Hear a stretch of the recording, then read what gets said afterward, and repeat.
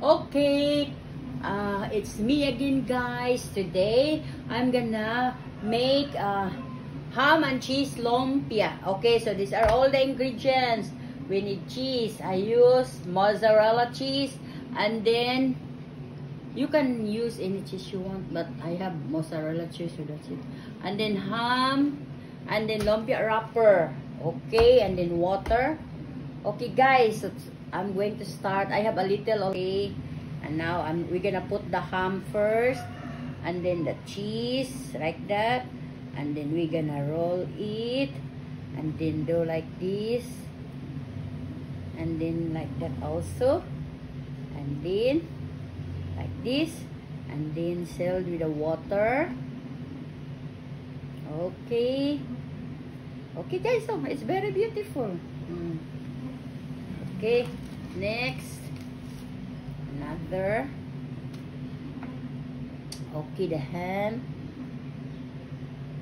and then the cheese. Okay, and then like that,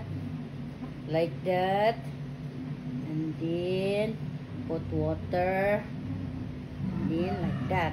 Okay, it's very nice. I made only 2, 4, 6, 8, 10. Okay, this is it. So we're gonna go out. Guys. Okay, guys. Okay. Okay.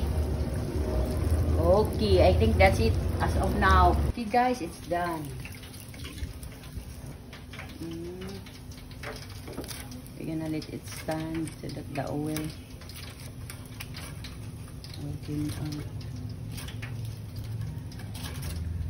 okay, here. Put it here. Put it here. Okay. It's done, guys. Our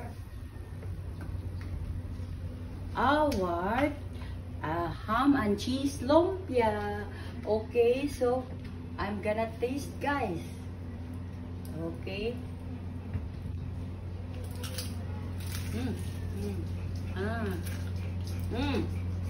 What's that? The cheese. You can eat without dipping the toast.